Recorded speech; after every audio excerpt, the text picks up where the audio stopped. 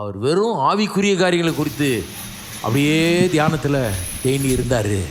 30 வருஷமாக வேறு ஒன்றுமே பண்ணலை. கண்ணை மூடிட்டு அப்படியே உட்காந்துருந்தார்.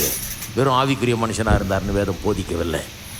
அவர் இந்த உலகத்தில் ஒரு ஸ்திரீயின் வயிற்றில் பிறந்து நியாயப்பிரமாணத்துக்கு உட்பட்டவராய் பிறந்து அதன் எல்லா பழக்க வழக்கங்களையும் அனுபவிக்கிறவராக இருந்து இந்த உலகத்தை கண்டு ஜனங்களை புரிந்து கொண்டு இதையெல்லாம் உறிஞ்சி கொண்டு இருக்கிறார். அப்படியே அப்சர்வ் பண்ணிகிட்டு இருக்கிறார்.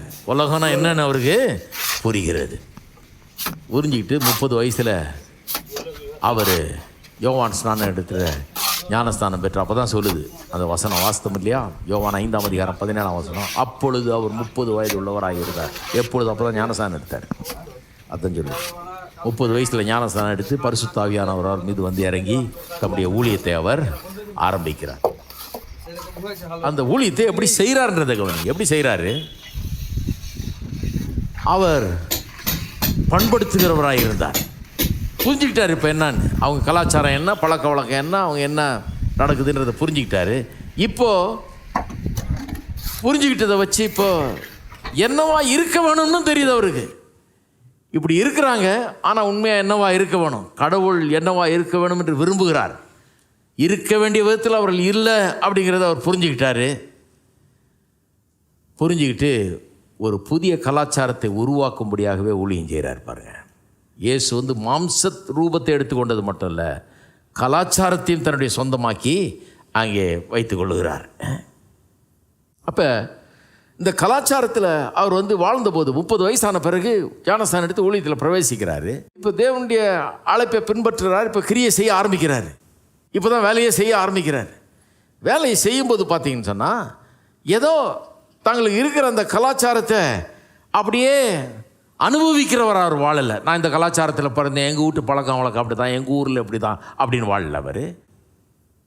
அது மட்டும் இல்லை, இன்னும் இந்த கலாச்சாரத்தை அப்படியே பத்திரமா பாதுகாத்து இது அழிஞ்சு போகாமல் பாதுகாக்கணும் அப்படிப்பட்ட முயற்சியில் அவர் யாருங்கள. அவர் என்ன பண்ணுறாரு? எந்த விதத்திலெல்லாம் இவருடைய கலாச்சாரம் தேவன் எண்ணின அந்த கலாச்சாரத்தை விட வித்தியாசமாக இருக்குதோ, எந்த விதத்திலெல்லாம் இவர்கள் தேவனுடைய சித்தத்துக்கு மாறுபட்டு இருக்கிறார்களோ அந்த விதத்திலெல்லாம் அவர்களை மாற்றும்படியாக அவர் வேலை செய்கிறார்.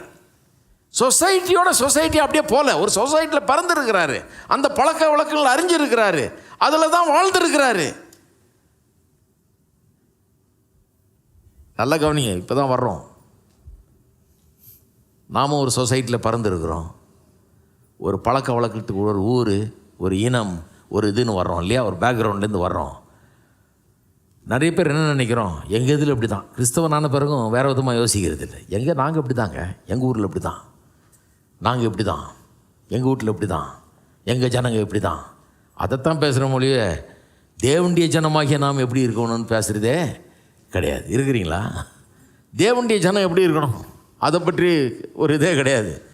இயேசுவை பாருங்கள், எல்லா விதத்திலும் வித்தியாசமானவராக இருக்கிறார். அந்த காலத்தில் பரிசேயர்கள் தான் பெரிய போதகர்கள். அவங்க போதிச்சாங்கன்னா எப்படி ட்ரெஸ் எப்படி இருக்கணும், முடி எப்படி இருக்கணும், இது எப்படி இருக்கணும், அது எப்படி, அதான் அவங்க போதனை.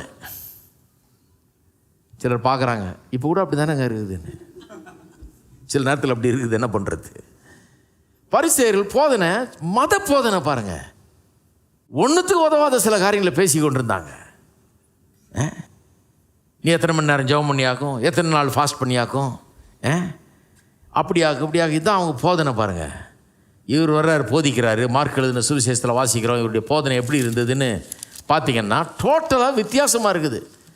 அதாவது பரிசேயர்கள் அன்றைக்கு இருந்த போதகர்கள், வேதபாரர்களும் பரிசேயர்களும், அவருடைய போதனைக்கும் இவர் போதனைக்கும் டோட்டலாக வித்தியாசமாக இருக்குது. மார்க் 1ஆம் அதிகாரம் 22ஆம் வசனத்தை பாருங்கள். அவர் வேதபாரகரை போல் போதியாமல் அதிகாரமுடையவராய் அவர்களுக்கு போதித்தபடினால் அவருடைய போதகத்தை குறித்து ஜனங்கள் ஆச்சரியப்பட்டார்கள்.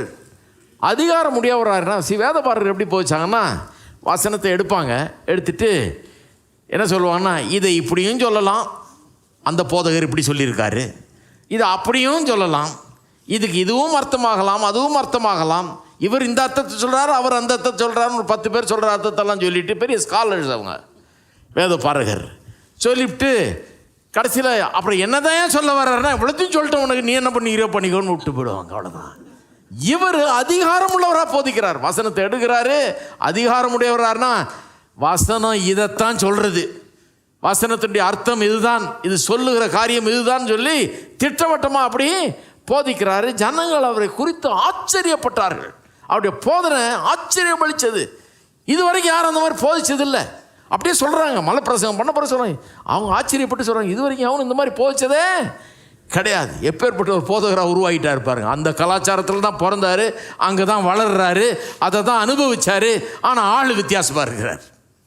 அதைத்தான் நாமளும் பண்ணணுன்றேன். ஹலோ, இருக்கிறீங்களா? இல்லைங்க, எதில் பிறகுறோமோ அப்படி தானே இருப்பான். கிறிஸ்துவுக்குள்ளே இருந்தீங்கன்னா இந்த டிரான்ஸ்ஃபர்மேஷன் ஒரு பெரிய ஃபேக்டர் உங்களுக்குள்ள. நீங்கள் மாற்றப்படுறீங்க, நீங்கள் மாற்றுகிறவர்களாய் இருக்கிறீர்கள். அந்த நல்ல சமாரியன் கதை சொல்கிறாரு பாருங்க. யார் அயலான்? அயலான் யார் அப்படின்றதுக்கு பதில் சொல்கிறது தான் சொல்கிறாரு. நெய்பர் அயலான அன்புகூறுன்னு சொல்கிறாரு. அப்போ அயலான் யார்? அவன் எது கேட்குறான்? அந்த யூதர்கள் பாருங்க, பொல்லாத புத்தி அது. ஏன்னா அவன் என்ன நினைக்கிறான், எல்லாரும் அயலான் ஆகிட முடியாது, அவன் யூதனாக இருக்கணும். அவன் இன்னொரு யூதனாக இருந்தானா பரவாயில்ல. அந்த காலத்தில் சொன்னாங்க, ஒரு செவுறு இடிஞ்சு விழுந்ததுன்னா நிறைய இடிஞ்சு விழுமா செவருங்க. அந்த காலத்தில் இடிஞ்சு விழுந்ததுன்னா அதுக்கு அடியில் எவனா மாட்டிக்கிட்டா அவன் தலை, அது ஓய்வு நாளாக இருந்தா அதுவும் வேலை செய்யக்கூடாது இல்லையா? அதனால் போகும்போது அவன் கத்துறான், ஆஹோன்னு கத்துறான், அடியில் மாட்டிக்கிட்டு அந்த இதுக்கு இடிஞ்சு போன சோறுக்கு அடியில் மாட்டி அவன் தலையை லேசாக அப்படி எடுத்து யூதனான்னு பார்க்கணும். யூதனாக இருந்தால் கொஞ்சம் வெளியே இழுத்து விட்டு, உடம்பு மாட்டிகிட்டு இருந்தால் பரவாயில்ல, மூச்சு விடுற மாதிரி அவனை வெளியே இழுத்து விட்டு போகலாம். ஏன்னா ஓய்வு நாள் முடிஞ்ச உடனே அப்புறம் வெளியே எடுக்கலாம். ஏன்னா இப்போ வந்து க்ளீன் பண்ண முடியாது. அவன் யூதன் இல்லைன்னா, அவன் புறஜாதியான்னு தெரிஞ்சா அங்கேயே சாகட்டும். ஏன்னா புறஜாதியன்லாம் ஒன்றுத்துக்கு உதவ மாட்டான். யூதர்கள் தான் ரட்சிப்புக்குன்னு தெரிந்து கொள்ளப்பட்டவர்கள்.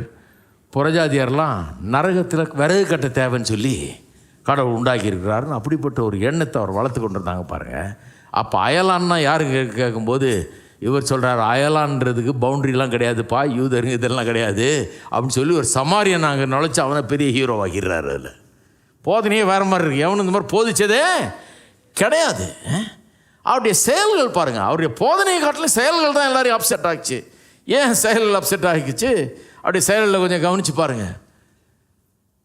சாப்பிட்ற விஷயங்கிறது ஒரு வீட்டுக்கு சாப்பாட்டுக்கு போகிறது அல்லது உட்காந்து சாப்பிட்றதுங்கிறது வெறும் நம்ம நினைக்கிற மாதிரி இல்லை. சாப்பாட்டு நேரம் ஆகிடுச்சு உட்காந்து சாப்பிடுவோம், அப்படி கிடையாது. அந்த டேபிளில் யார் உட்காரலாம், எவரெல்லாம் அழைக்கப்படலாம், எவரெல்லாம் அழைக்கப்படக்கூடாது, இப்படிங்கிற சோஷியல் பவுண்ட்ரிஸ் எல்லாம், எல்கைகள் எல்லாம் உண்டாக்குகிற ஒரு நேரம் அது. அது ஒரு சோஷியல் இவெண்ட் மாதிரி.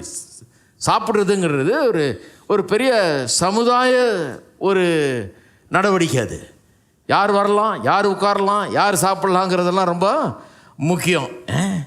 அதில் இயேசு டோட்டலாக வித்தியாசமாக நடந்துக்கிறாரு. சகையிட்டு சொல்கிறாரு, இறங்கி வா, உன் வீட்டுக்கு நான் வரணும். ஊரில் இருக்கவங்களாம் பார்க்குறேன், அட கடவுளை, வேறு வீடே கிடைக்கலையா உமக்கு?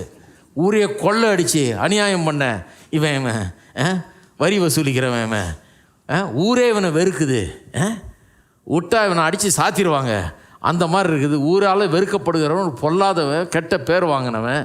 இயேசு சொல்கிறார், நீ வா, உன்னுடைய வீட்டுக்கு நான் வர வேணும். எல்லாம் ஜன்னலில் எட்டி பார்த்துட்டு இருந்துருப்பாங்கன்னு நினைக்கிறேன். என்ன பண்ணுறாரு இவர்? என்ன பண்ணுறாரு? இந்த வீட்டுக்குள்ளே ஏன் போனார்? இவன் வீட்டுக்கு ஏன் போனார்? இவன் காசு பணம் ஏதாவது கொடுக்க போகிறானா அவருக்கு? அதுக்காக தான் போனாரா? இவன் பெரிய பணக்காரன். எல்லாம் 1008 எண்ணங்கள் நம்ம ஊர் மாதிரி தானே இருந்திருக்கோம். அவங்க வீட்டுக்கு ஏன் போனார்? அவன்கிட்ட நிறையா இருக்குது, அவன் கொடுப்பார் போல் இருக்குது, ஏசுநாது இருக்குது, எல்லாம் ஜன்னல்லாம் பார்த்துட்டு இருந்திருப்பானுங்க. எல்லாம் என்ன நடக்குதுன்னு வேலைக்காரனெல்லாம் கேட்டு இருந்திருப்பான். அவன் சொல்லியிருப்பான், ஐயோ இவன் ஆஸ்தியில் பாதி ஏழைகளுக்கு கொடுத்துட்றான்ட்டான். வேறு விஷயமா நடக்குதுப்பா இங்கே, வேலை ஆஸ்தியில் பாதி ஏழைகளுக்கு கொடுத்துட்றான்ட்டான். யார்ட்டையும் அநியாயமாக இதையா வாங்கியிருந்தேன்னா நாளத்தனையாக திருப்பித்தான்னு எங்கள் எஜமான் டோட்டலாக மாறிட்டார். இவர் என்னைக்கு கால் எடுத்து உள்ளே வச்சாரோ அன்றைக்கே மாறிட்டார்.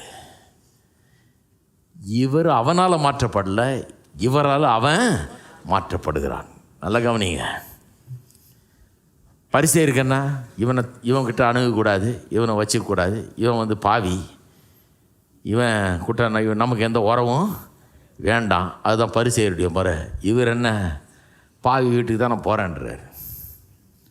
ஒரு நாள் டேபிளில் உட்காந்து சாப்பிட்டுட்டு இருக்கிறாரு.